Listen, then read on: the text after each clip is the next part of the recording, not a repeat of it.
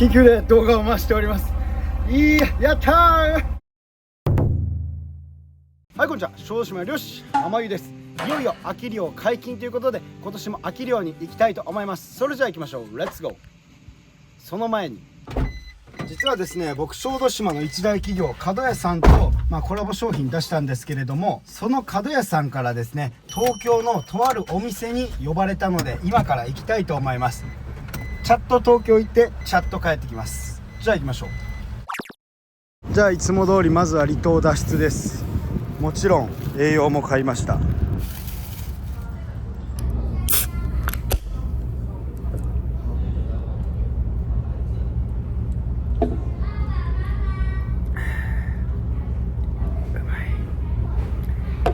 1週間ぶりの酒ですね。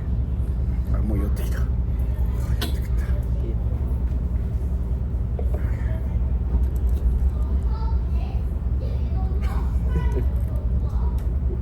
なるほど。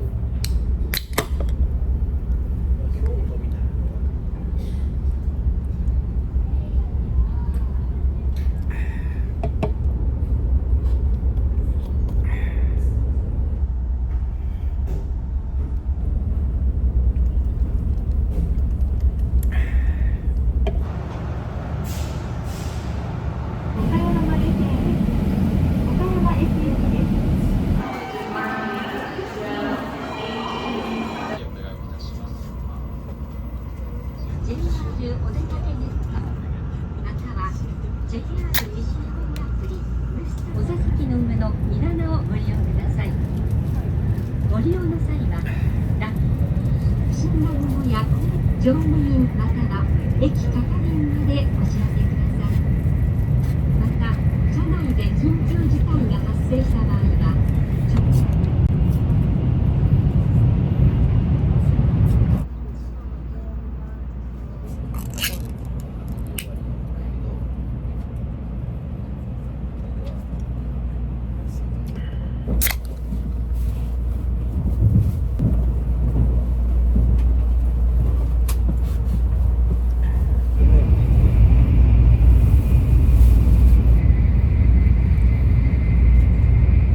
はい、じゃあ新横浜に着きました。途中まで寝てて、めっちゃしんどいです。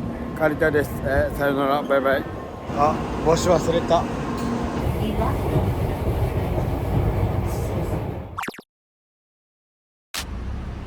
ホテル到着。はい、じゃあホテル来ました。疲れた。やっぱね、東京は来ることに疲れます。まず遠いんで。で、帽子も髪も切りたい。疲れた。はい、で待ってる間にここで髪切りました。ありがとうございます。ありがとうございます。今回僕がやってきたのは、ごま油で有名な角屋製油が運営するカフェ&居酒屋ごまとです。ごまとはニュースタンダードをコンセプトにごまを使ったメニューを楽しむことができるお店として2022年6月にオープンし、今年で2周年を迎えました。店名のごまとには、ごまの新しい使い方やごまの新しい魅力を知ってもらい、ごまと共にある食卓を作っていきたいという思いが込められています。お昼はごまを使ったランチ、カフェを、夜は居酒屋としてお酒やそれに合うメニューをお楽しみいただけるお店となっております。もちろんです。もちろん。お水以外でもなんかよろしかったら。大丈夫ですか。おお、ごまの風味がすごい。でもちょっとアルコール弱いですね。また強めに。ごま感ないです。そんな、ほうじ茶が強い。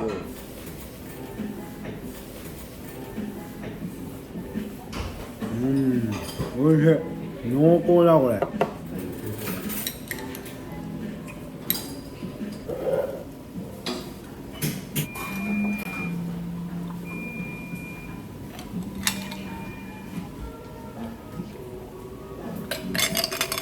これを使ったこれ。はい。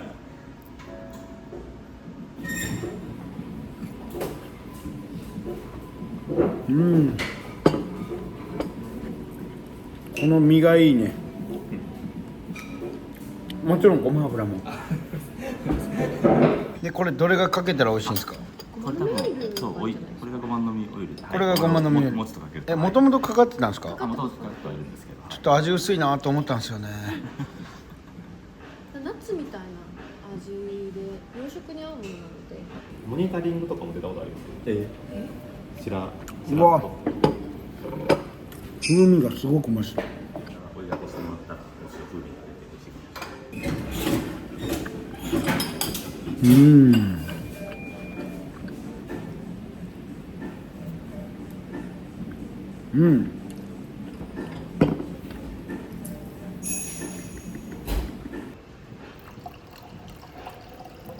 オレンジワインらしいです。赤ワイン、白ワインでもなくオレンジワイン。果たして味はいかに。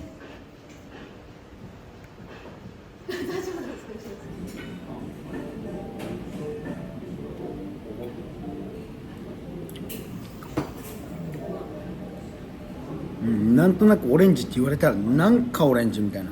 でも非常に飲みやすい。牛すじの赤ワイン煮込みでメニューが練りごまを使っている肉、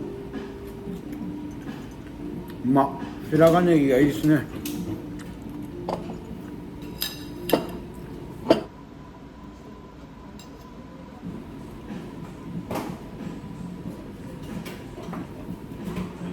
おお、美味しい。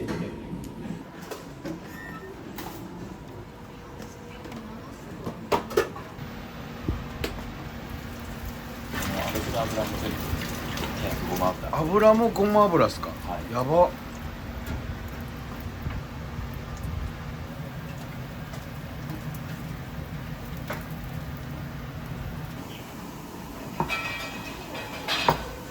でこれ油が4種類あるんで、4種類の油をそれぞれの豚肉に混ぜ合わせることができると。素晴らしい。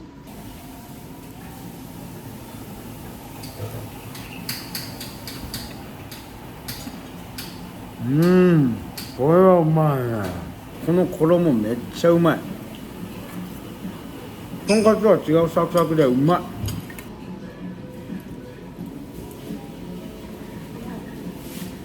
舞台が来てます。乗っても大丈夫ではあります。乗っても大丈夫ではあります。すんごいいい甘さと香り。蒸留酒だから甘さはないはずなんだけど、この香りが甘さを感じさせるぐらいの香りを放ってる。こちら黒ごま担々麺、うまそう。お好みでラー油を。お好みでラー油。うわー、これは贅沢ですね。せっかくなんで角屋さんのラー油をかけていただきます。うめっ。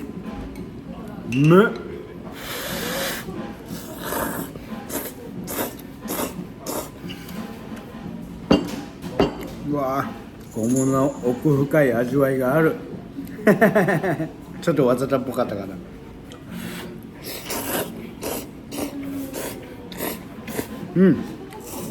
でもこれは本当に美味しい。ハイボール8番ですね。はい、で最後のデザートです。チョコテリーヌ。うわ、ごまちゃんかわいい。これうまそう。いただきます。じゃあこのベリーのソースにつけて、ベリー、ラズベリー。前の空室体にいいっていう。うわ、うまい。チョコとごまってめっちゃ喧嘩しそうなのに、案外ごまがね、つぶつぶしてて邪魔しないのよ。美味しい。デザート2つ目、秋のモンブランのなんとかなんとか。ごついな。いただくで。下にベリーのソースが入ってちょっと甘酸っぱい感じ。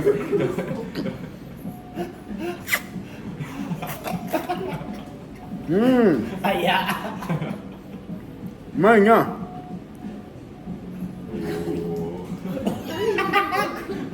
うまもうかほんま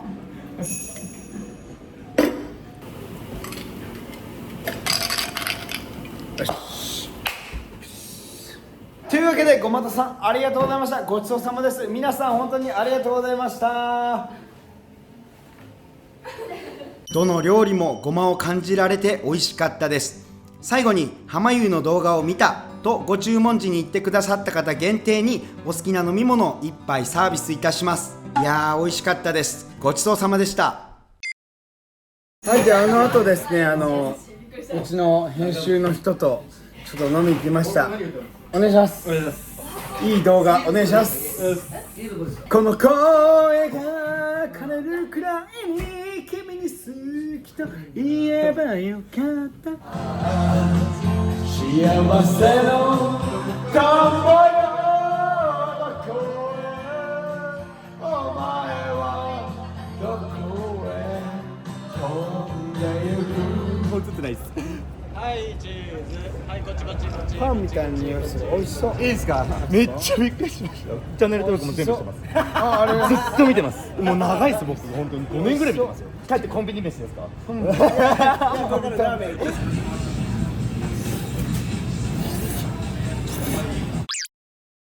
ようございます。沖田堀です。今シャワーの音が聞こえてますが、うちの従業員です。さあ帰って沖行くか。はい、じゃあ帰ってきました。帰って1週間ぐらい経ってるんですけど、早速ね秋漁に行きたいと思います。なんで1週間ぐらい経ってるかっていうと、ずっと魚がいなかったもんで、果たして今日はどうなのか。よいしょ。これペンキです。いいワンポイント。それにしてもよく見てますね。ちなみに尺稼ぎ長靴はもう履いてる。で断崖絶壁登っていこう。それでは出港していきましょう。まず船の横のロープを外して船の表へ向かっていきます。僕らだけか分かんないんですけど、船の前のことを表、後ろを灯っています。で横も外してはしごも風で飛ばないようにロープでしっかりとくくります。早送りじゃないですよ。めちゃくちゃ早いですね。これを漁師界隈では手が早いと言います。決して女性関係ではありません。それじゃあ後ろへ行きましょう。今のはなんかバイオハザードのコードベロニカみたいなカメラのアングルでしたね。これも全部一人でやっております。それじゃあ船をバックしていよいよ港の外へ出て出港していきましょう。出港。それじゃあ港の外へやってきたので、ホラ貝をのけて、のけてはないんですけどライフジャケットを装着したら、こちら有管を外して網やる準備をしていきます。で有管がのけたらブレーキをゴゾゴゾと戻いて網を引っ張り出していきましょう。こちらの網全長が 1.5 キロ、高さが30メートルですね。僕のチャンネルの視聴者の人はもうすっかり覚えていると思います。じゃあロープを灯台にくくりつけてポイントへ向かっていきましょう。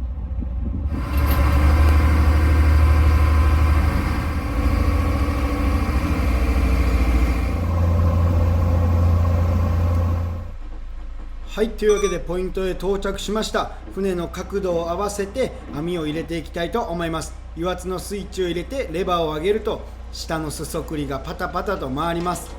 油圧のスイッチを入れると油圧がぐるぐるホースの中を回るんですよね。その力を利用してバタクリを回すというわけです。じゃあ灯台入れて網を入れようとするんですが、あれがかかりましたね。ライフジャケットの端が、ライフジャケットつけないといけないんですけれども、よくね網に引っかかってうっとしいです。切らないといけませんね。じゃあ等間隔で紐に、フロートをつけていきます。これで流すから流し差し網。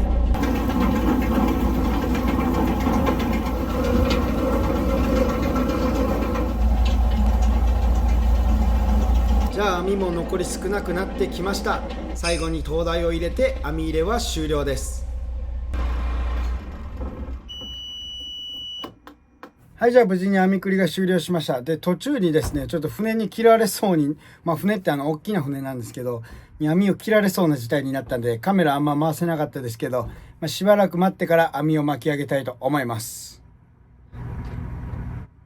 なんか今プチャって言いましたね。これがねボラが跳ねたら、ボラって今の時期だったら1匹跳ねたら結構ねその下にめちゃくちゃいるんで、このボラがいっぱいかかってくると安いから大変なんですけど、今の秋のボラほんまねもうディルドぐらいね、これぐらい内臓脂肪お腹の中蓄えてるんで、めちゃくちゃ太って肥えててめっちゃうまいんですよ。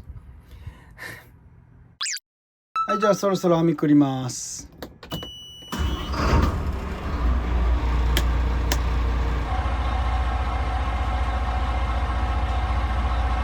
さあいよいよ網をくるので、いつものようにカッパを履いて装着していきます。じゃあ灯台に向かって船を走らせて、灯台の元に来たらこちらの剣飛びっていう道具で引っ掛けて船の上に上げていきましょう。で灯台を定位置に戻して、こちら本線もどいてネットローラーの方の紐にくくりつけていきます。で勇敢もつけます。勇敢はですね、こう左右に振るための道具ですね。じゃあレバーを上げて網を巻いていきましょう。さあ網が上がってきました。果たして魚はかかっているのでしょうか。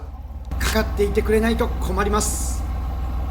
で繰り始めに船の横にふと目をやると、なんとカニがですね海面を泳いでました。急いで船の表に行って玉を引っ提げて、もうすくおうと必死でね後ろに戻って、すくえるか、すくおうとしたらカニが網の方に逃げちゃいましたと思ったら、なんとですね網にかかっていました。これはラッキー。一体何のカニなのか。上がってくると紫色ですね。そう、こちらは台湾ガザミっていうカニです。名前の由来はですね、もともと台湾っていうのも指すんですが、暖かい海を意味して暖かい海にいるカニということで台湾ガザミと。で特徴としてはこの綺麗な紫色ですよね。裏は真っ白です。ただこのカニも茹でると真っ赤になります。不思議ですね。1匹取っても仕方がないんで逃がしてあげましょう。バイバイ。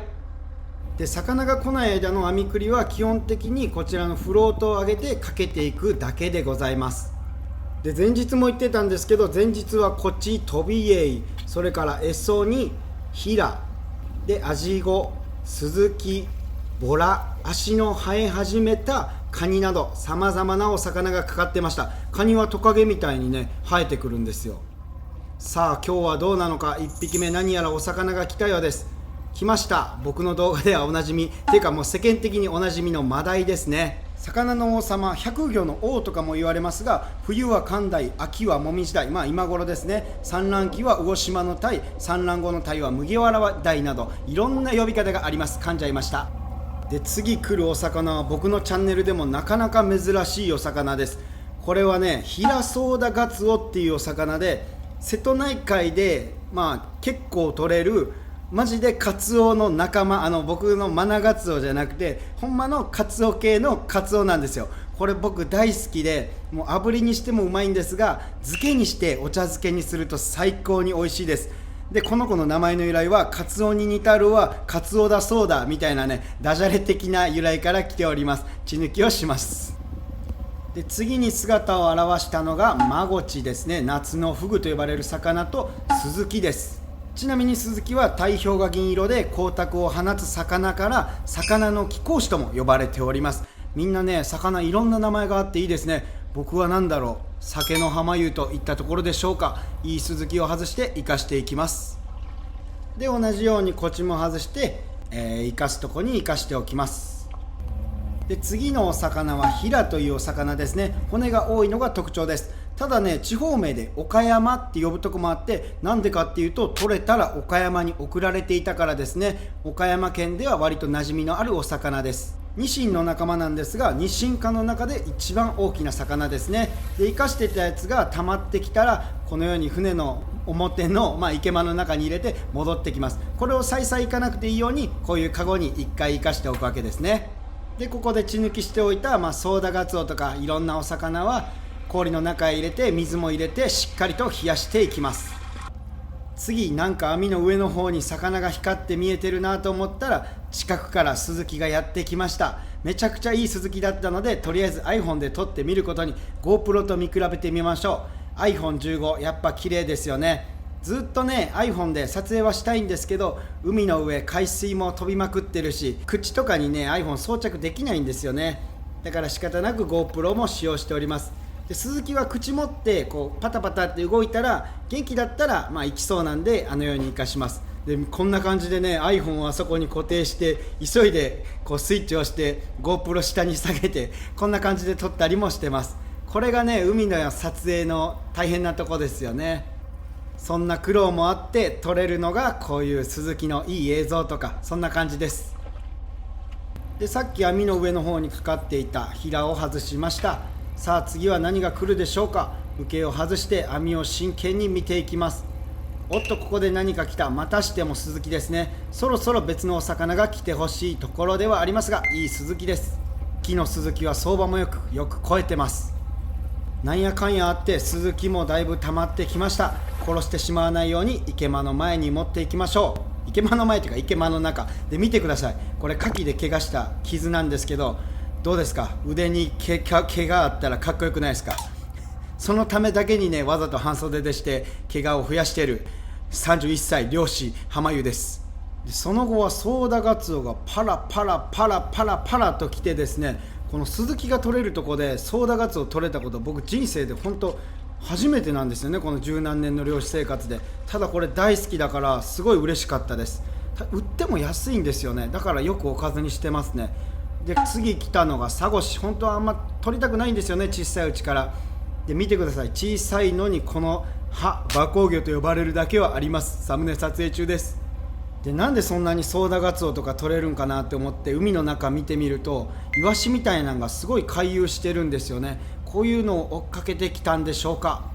で次来たのがクロダイですね。その名の通り黒いタイでございます。クロダイもね、食べるもんで味が変わる、それはボラも一緒なんですけど、食べるもんで味が変わるんで、河川のは臭かったり磯のは磯臭かったりするんですけど、綺麗な海のはうまい。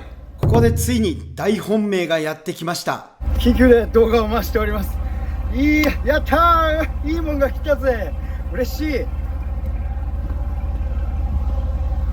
ほら、うわー、やった。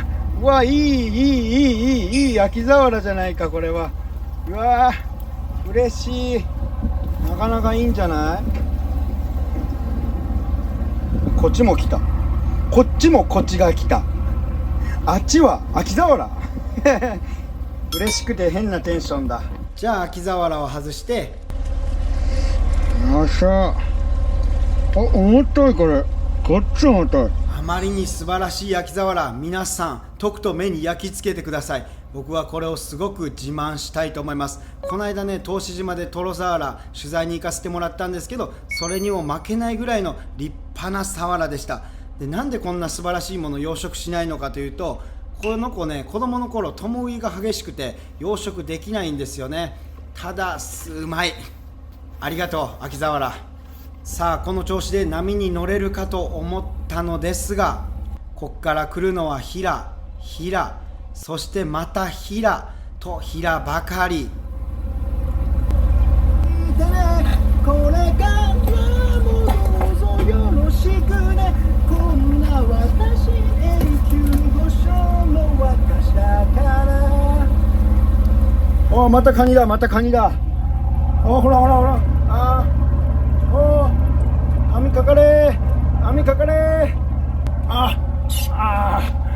割といいメンタのカニで、実際ワタリガニってね、やっぱ泳いでるんですよね。だから結構こうやって網食ってると海面の方、あんな感じでパタパタ泳いでます。大きいやつが泳いでることもあるんで、そういう時は取ったことはないんですけどね、取れないんですけど逃げちゃうんで。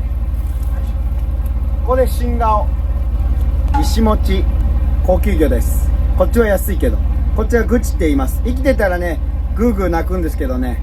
今夜はお前とベイベー、最後の夜になりそう。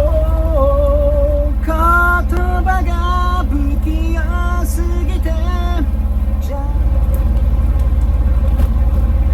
いや少ないですね。ほんと昔の話ばっかりになっちゃうんですけど、昔ほどじゃなくて、もう僕が始めた頃だったら、この後ろのこの冷蔵庫、あれ1杯ぐらい取れてましたからね、スズキとか。なんでこんなヒラは大量なんだ。渡る世間はヒラ。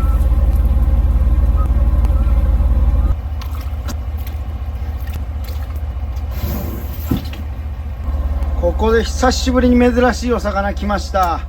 これは僕がね、黄金のボラってあげたやつですね。シクチってやつ。ボラとはちょっと違って黄色いんですよ。でめっちゃ肥えてますよ。一応入れとってみる。で新しいお魚来た。目新しさゼロだけどハマチですね。僕らの方ではツバス。ハマチよりちっちゃいやつをツバス、ツバス、ハマチ、でっかいのがブリ。まあ、脂のりは少ないんだけど結構さっぱりして美味しいです。はい、で最後の方にちょっと小増しなんが来ました。ハマチですね。まあ、大きさこれぐらい、ブリにはいかない。ちなみにこのブリとハマチの境目って絶妙に微妙なんですよ。はい、こんな感じ。いいね。よいしょ。だいぶタイとか溜まった感じ、まあちょっとだけど。はい、で網ももう終わりですね。最後にサーラでも来ないかな。来ないだろうなと思ったその時、来ない、おもんない。結局最後にこっちが来て、この日の網くりは終了しました。灯台を上げて終わりです。はい、じゃあ終わりました。池間の方は電気壊れてるんで見えませんが、結構ねソーダガツオがいましたね。それから羽が1匹死んじゃって上がりになってます。全部で6匹ぐらいかなごめんなさい、痰が絡まりました。まあこんな感じ。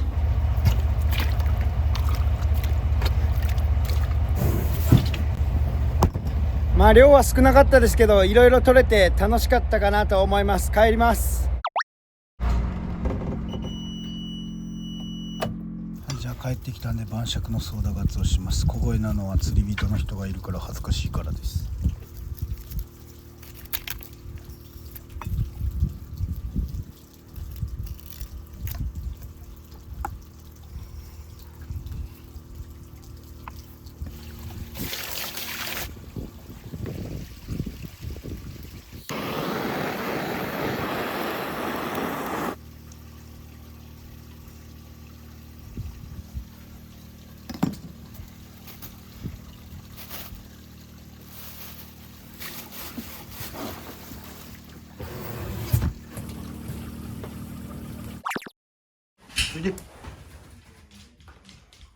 よしよし。なんだここ。ここ。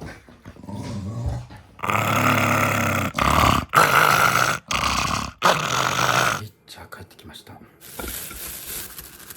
やっぱり生姜だね。で冷蔵庫入れて先風呂です。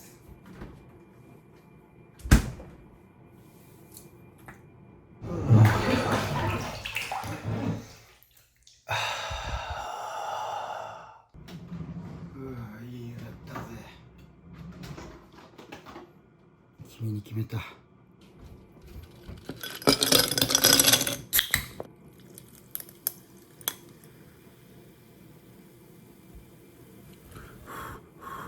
絶対泡だらけになったらみんな夫婦したことあるでしょ。はい、じゃあ私お疲れ様でした。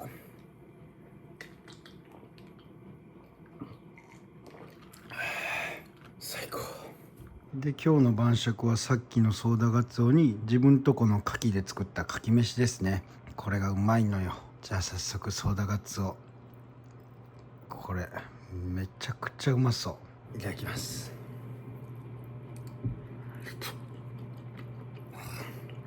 もうソーダガツオって何とも言えん。まあ当然ね、取れたて生だからもっちもちしてるんですよ。でこの独特の風味というかね、このソーダガツオね結構酸化しやすいっていうか匂い出やすいんで、やっぱ取れたてを食うのが一番うまい。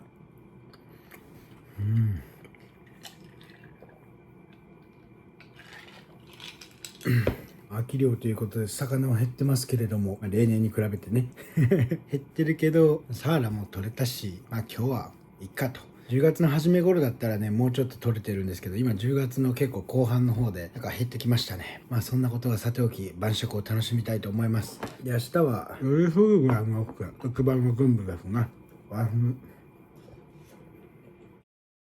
そして翌朝、